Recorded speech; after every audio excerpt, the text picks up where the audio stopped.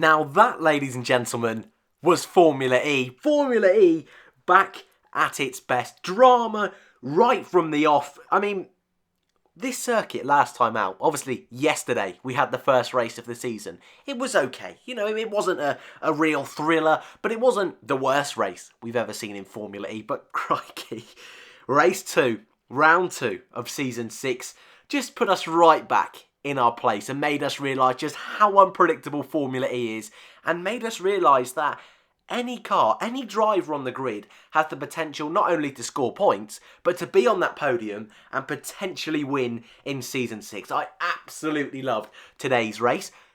But in hindsight of yesterday's video, I'm going to do this one a little bit shorter, which is a little bit frustrating now because obviously there's a lot more to talk about today. But a lot of you said it was a little bit too long. Some of you said it wasn't long enough, so I'll try and do it a little bit shorter today. Hopefully that's cool with you all. Right, we'll talk about the grid, then we'll smack some highlights on, then we'll talk a little bit more in detail about the race. And for the third race in a row, Alexander Sims on pole position. Mega job from him. Could he turn it around in the race? Yesterday didn't quite go his way, started off well, but fell back through. That was the big story. Would it be a similar kind of picture in today's race? We'll find out in a moment with the highlights. Sebastian Buemi, Season 2 champion, was P2 on the grid, with Season 3 champion Lucas Di Grassi P3. Mitch Evans P4 for Jaguar, Jerome D'Ambrosio P5, and our final Super Pole runner was Antonio Felix da Costa, who made a couple of mistakes on that Super Pole lap and ended up P6. Evans actually started the race P6 thanks to a little penalty during Super Pole. Other things of note: Sam Bird, championship leader P7, Jean-Eric Vergne P11, but was demoted right to the back of the grid with a penalty before the race had even started.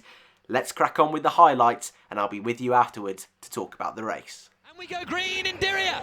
Good start from the pole man Alexander Sims, and it looks as though Di Grassi's going to get up alongside the Nissan into turn 1. Not quite. There goes Da Costa up the inside of Di Grassi. Di Grassi locks up, goes in deep, might lose out to Evans here as well. No, he just about rescued it. Oh no! Da Costa's hit Buemi and spun him round. Buemi's got to be careful rejoining. He's got no chance of rejoining. No, Seb, that's a disaster. Da Costa is going to be in attack mode, so May, fancy a look, he does. Di Grassi squeezes him, Da Costa forces his way through. Bird's there to take advantage, is he? Yeah. No, and Evans is going to take advantage of that. No, not quite. Bird holding on, contact! Bird brushes the wall. The car is broken, Sam Bird. His car is broken. Here's what happened to Robin Freitz. Oh, he's lost it, coming through 8. Back. Unusual place to lose the back end of the car. Oh, in he goes. Alexander Sims, victorious for BMW. What a race. What a drive. And the craziness, ladies and gents, didn't stop there. Blimey. Lots and lots and lots of penalties across the board today in Formula E. But it was just one of those races. And I said it yesterday, actually. You could really see the experience of some drivers and inexperience of others. I'm kind of singling out there Maxi Günther and Nick De Vries, who overtook under the safety car, or I mean, the safety car had come in, but before the safety car line, both got smacked with penalties and both didn't pick up points. But even saying that, we had the likes of Da Costa contact with Buemi then rejoining the circuit on an unsafe manner. So even some of the more experienced boys having a really difficult start to the season. But Alex Sims, what a drive from him today. I firmly believe that was his best Formula E drive by a country mile. And don't forget that yesterday, things didn't go his way, so definitely the pressure was on. But some of those safety car restarts, blimey, awesome job from him today. Especially during that phase where the safety car had come in, but they hadn't actually got Freins' car off the circuit. That wasn't brilliant. That really made me wince a little bit. And I can imagine for new fans, that really didn't put Formula E in a good light. So, yeah, that incident, not brilliant at all. But Sims, even in that situation, kept control, stayed calm, even under the first safety car. When he went through attack mode, perfect use there. A really strong drive from Sims. And where the team are looking at him to be the team leader, really strong job. Lucas Di Grassi, P2, not one of his best races, was actually one of the drivers that got caught out by not using attack mode. However, thanks to the misfortune of guys around him, managed to get his 31st career podium out of 60 races in Formula E. That's a cracking statistic. And Stoffel Vandoorne, 100% podium record this season. Another really good job today from Stoffel. I think better than yesterday. A few overtakes here and there. Started outside of the top 6 in Superpole, behind the likes of Buemi, Di Grassi, behind the likes of Sam Bird. However, that one season experience was really, I suppose, shone through, I feel, in this particular race. And Mercedes, spoilers, are now leading the constructors.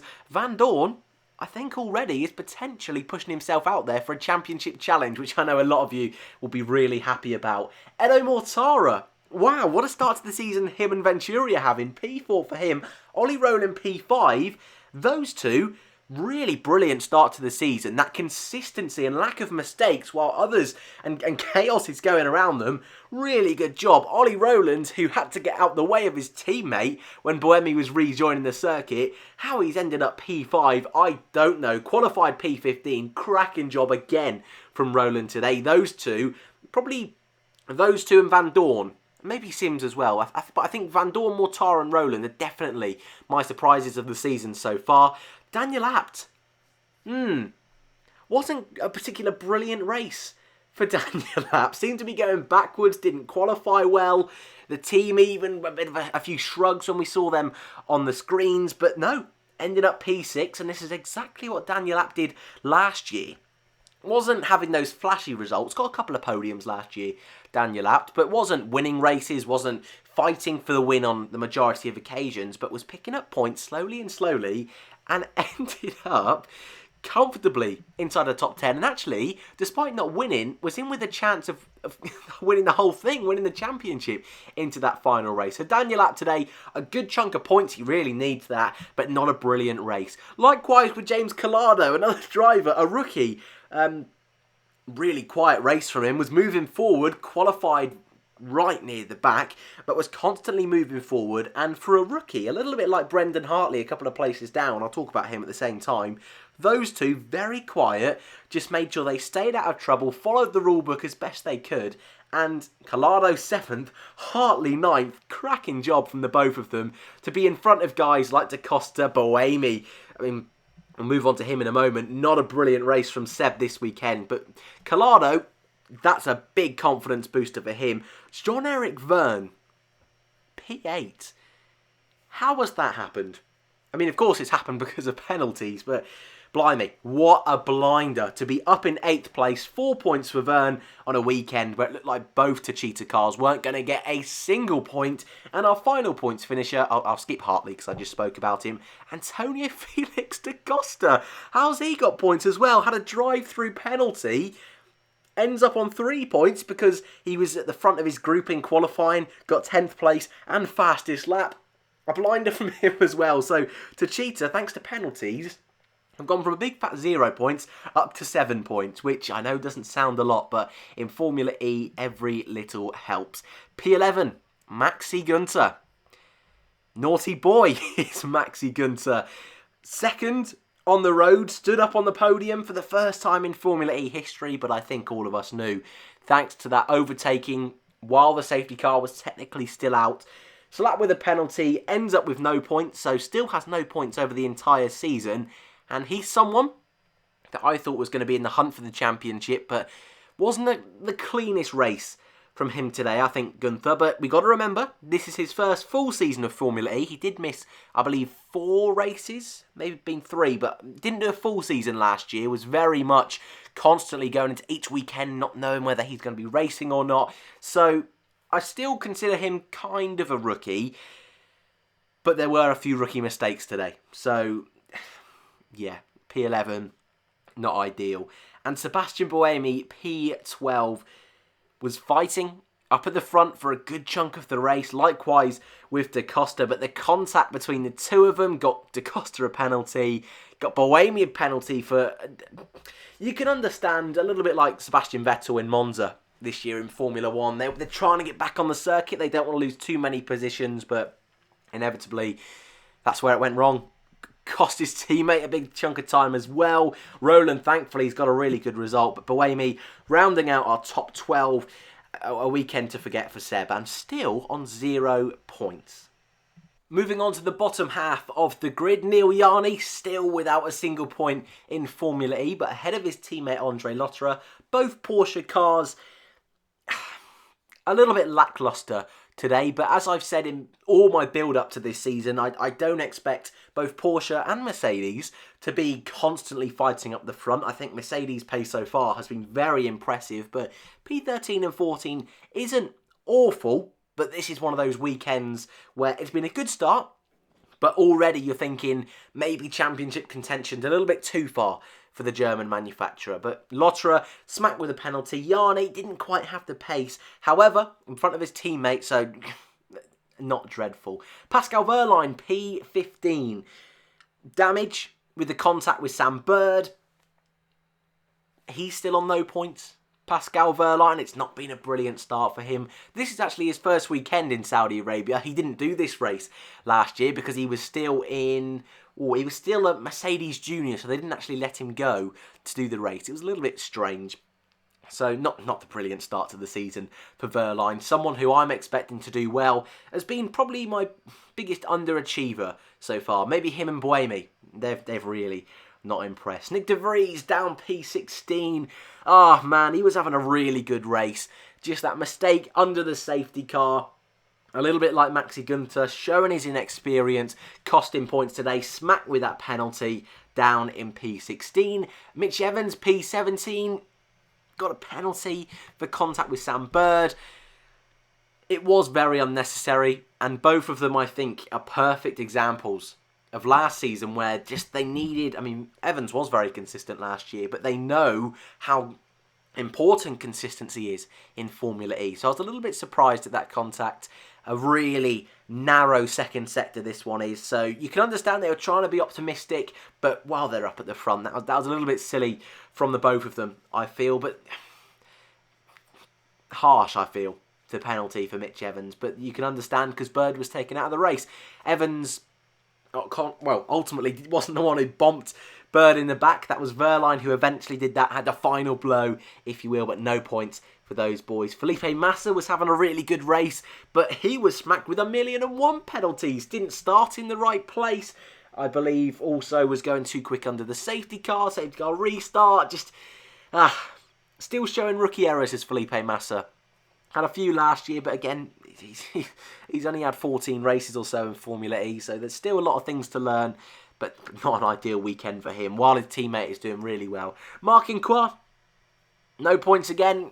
Neo, we're looking better.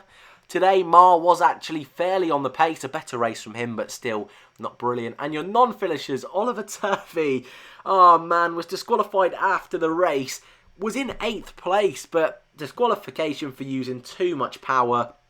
Slam dunk penalty. Nico Muller, I'm not too sure why he DNF'd actually. That went under my radar, so I'll have to get back to you on that one. The two Virgin cars, the highs of yesterday to the lows of today. Robin Freins made an overtake on, I believe it was Andre Lotterer, while using attack mode, then was just going a bit too quick to try and catch up with the guy in front. Lost it during the second sector into the wall.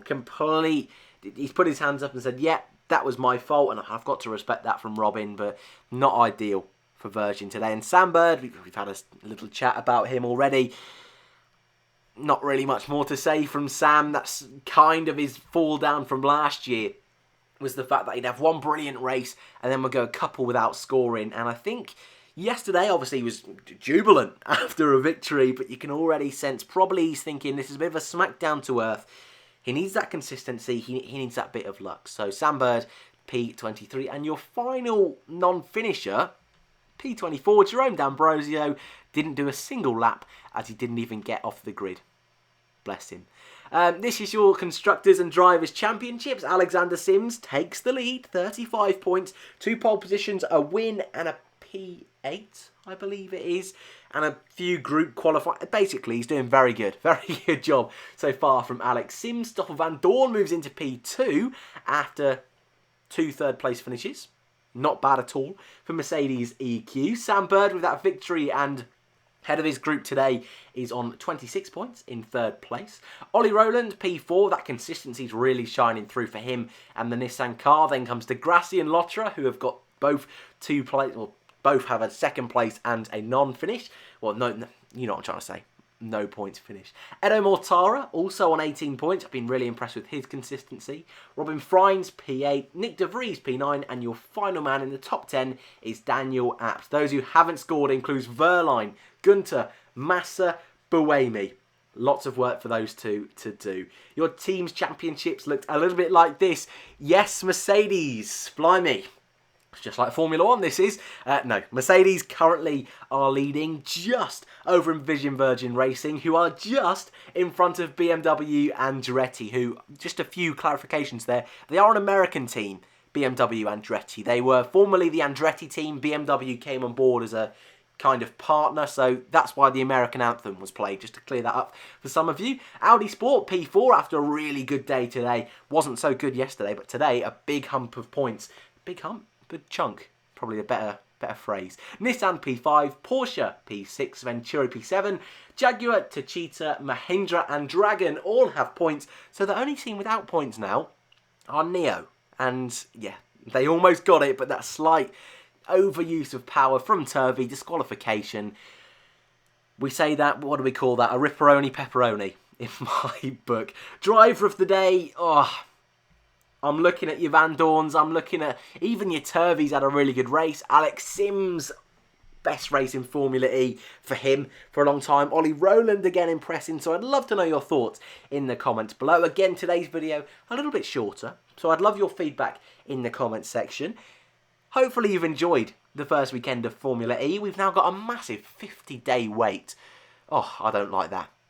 Till the next race. Round 3 in Santiago, Chile. But I love that place. Cracking circuit, cracking atmosphere. I think we'll have another fantastic race in Chile. If you're new around here and you've made it this far, feel free to subscribe. Thank you very much for watching, and I hope to see you in the next one.